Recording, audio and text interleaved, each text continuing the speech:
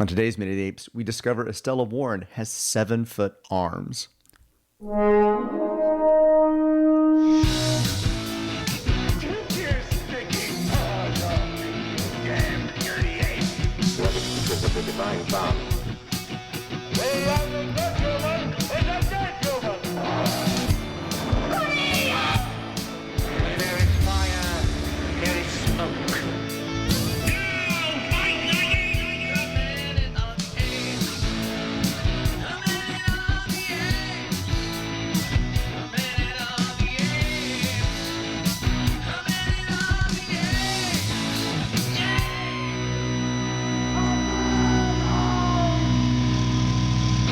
Hello and welcome to Minute of the Apes, the daily podcast where we break down every minute of the Planet of the Apes movies 1 minute at a time. I'm Todd, and I'm currently writing Richard's mic down as this poor sweet man is just giggling his ass off over. He just cracked himself up. There, let me bring your mic back up. You have to watch this minute again.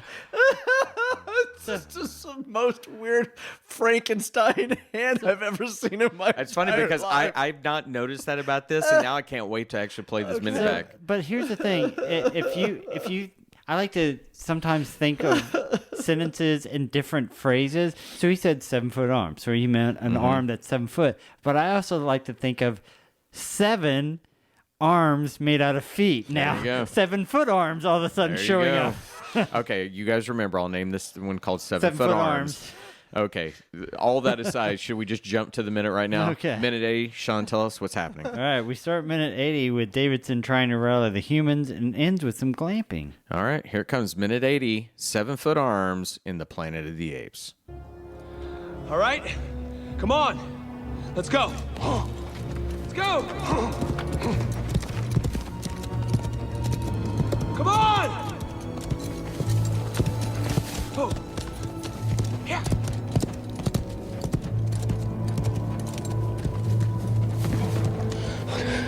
You gotta make your people understand. It's over, there's no help coming.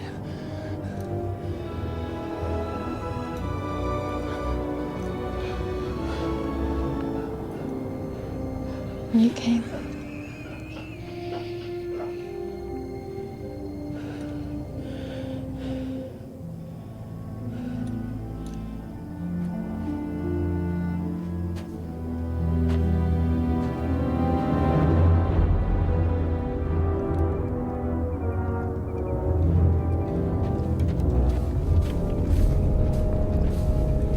As a minute 80, we have an overruns worth of apes and humans, 2 displaced pods worth of humans and apes, so many wild humans in Ape City minus those 2 gorillas, and humans on the loose and monkeys on the march. Visually, Leo on his horse, looking about as he tries to make everyone leave. They are suddenly not moving at all as they look at him very stoically. He rides off, telling them to come on. He rides back, looking down upon Estella. What's her name? Dana.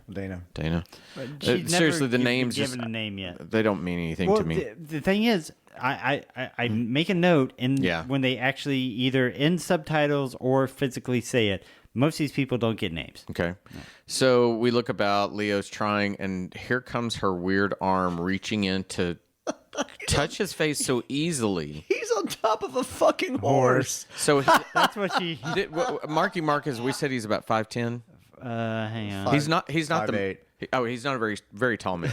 It's, So it's 5'8", yeah. So 5'8", half of that, he's at least sitting 3.5 feet atop of a horse, which a horse is probably he's riding a Sheltie 5.5, 6 he's feet. riding a Sheltie pony. He's like a little tiny Milo What would have pony. been funny is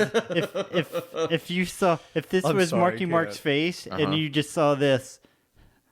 Like you said, because she's trying to hop up and trying to touch his face. But her hand gets full on up Yeah. over his temple and his ear. Like she's got some huge hands. Yeah, wingspan. So she is literally her forefinger reaches the immediate middle of his temple. It is, and then it strokes down his cheek. In her defense, she's 5'8" too.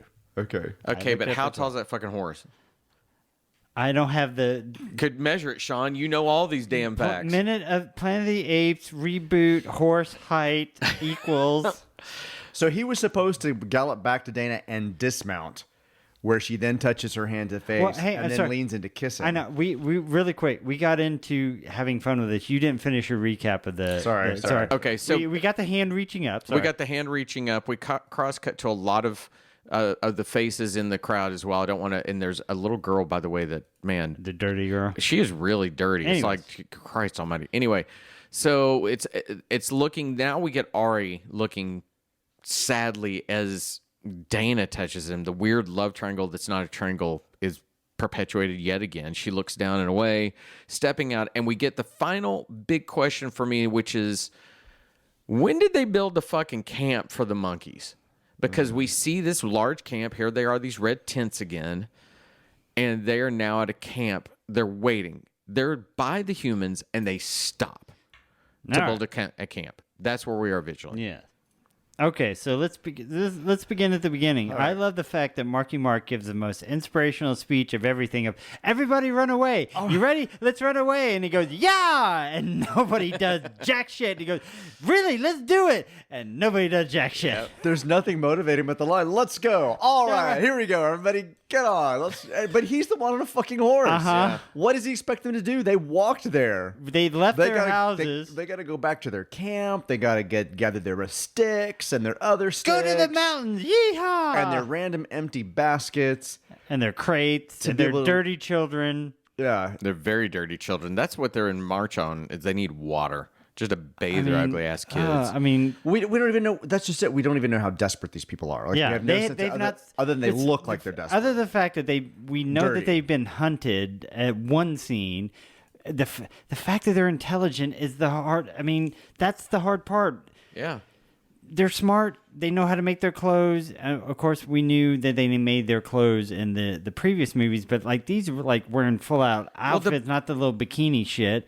And The baskets alone and tell the you there's a level of baskets, and intelligence that they because can they're talk. woven with twine. and they've come things. from their homes and all this kind of shit. Yeah, I mean, it just the stakes are not there. Well, I mean, and I don't understand what it is. Again, why are they running? They didn't have it so bad back there, but they're put in a cage every once in a while. But there's nothing that they need to run from. we don't see them being beaten. We don't see them being the hunting. Again, we go back to the first movie. They're not being hunted, not being strung up as, pets or meat. Which one are they? Well, some are meat, some are pets. We don't have that kind of thing here.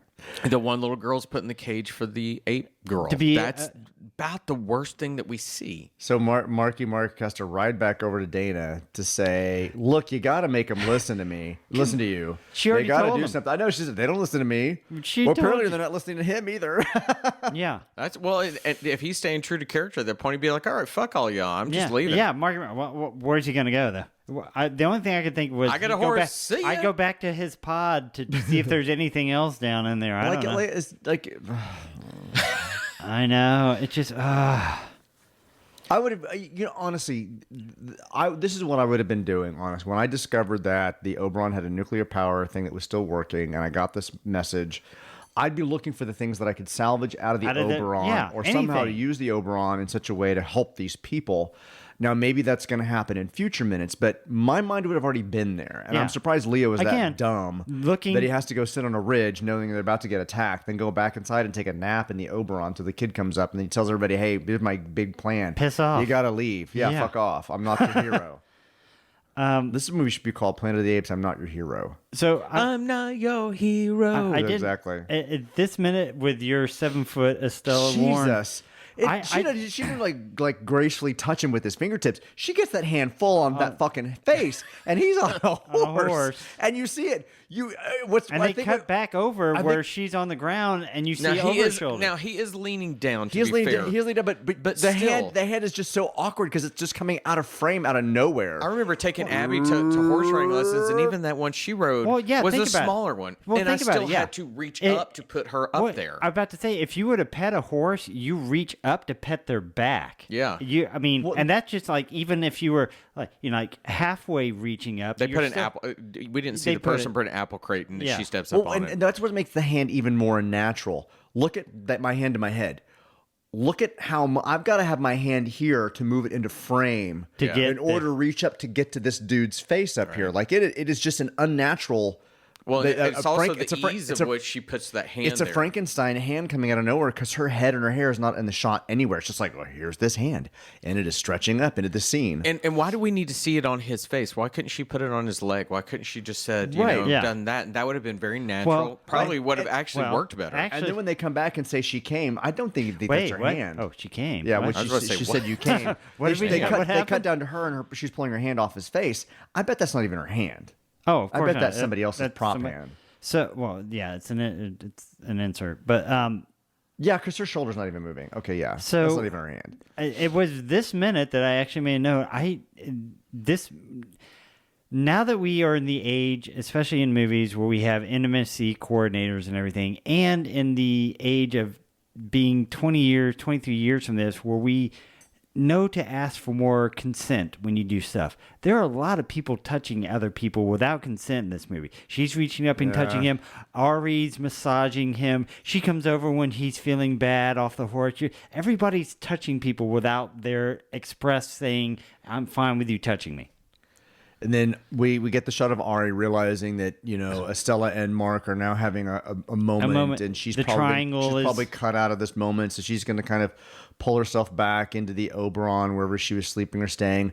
Nobody's fucking panicking about this huge army on the other side. The kid had just told us about, yeah. I was like, nah, I'm going to go back inside and cry. then what you were talking about, hey, the army's going to pull up, and we're almost there, and let's just stop. And if Krull used to be a general, Krull should be attack at night or something. He should be thinking, oh, God, we need to maybe come we up with do a a plan. night attack. Let's, the humans are they weakest. had those little the highlight. Thank you. Highlight The sticks balls, that they were throwing. They could start throwing. That would you want to light up the night sky, throw those things, attack them, scatter them, round them up. You've got the numbers, you've got the force because you're probably all, by and large, you got a lot of horses or things you could be doing that they apparently don't have because they have sticks and baskets. Yeah, but you park and set up camp for the night. Yeah. So we stop. By the way, let's have a barbecue. Who brought the barbecue? Mm-hmm. So we jump.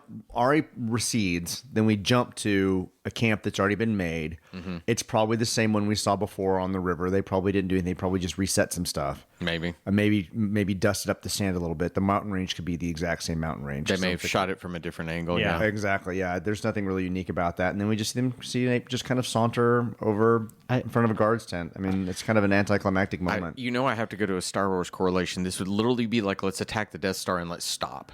That would be... let's all stop off for a second. You built it. No, what it would be is the Death Star showed up at Yavin. We will attack tomorrow morning. True. Tomorrow morning. Same way. Tomorrow morning. Yeah. It's just...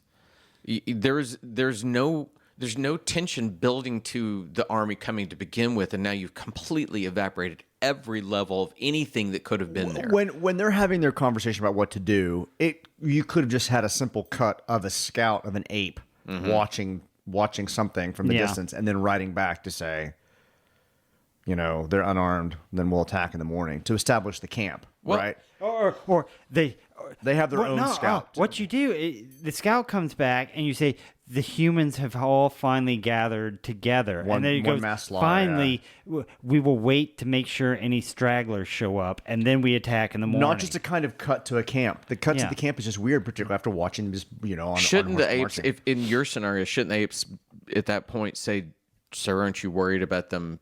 Did they see us? There's no way they saw us. Yeah. Because my first inclination is if an army is coming after me and I have a large group myself that I must protect, by the way, they've stopped, then let's fucking go. Mm-hmm. Let's get away from them. Let's get some ground between. But everybody's going to stop. And everybody's going to wait until they come together.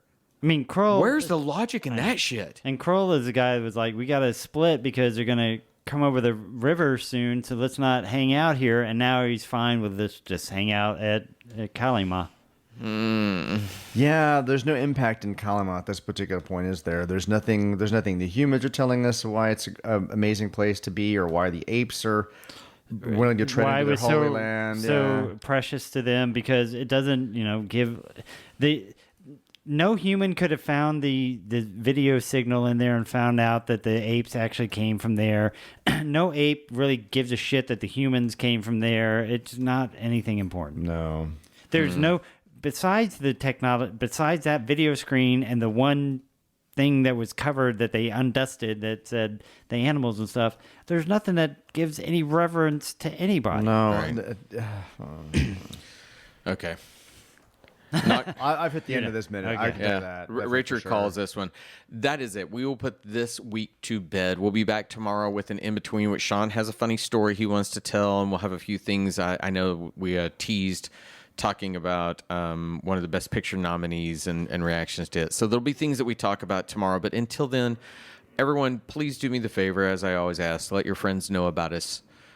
Tell them to come listen if they are an Apes fan, as we all are. Yes, we do beat the minutes to a pulp sometimes, as this is the case, but we do love these films, and we love having you guys on board listening with us. So we'll speak to you tomorrow. Everyone, have a great day. Bye. Bye, everybody.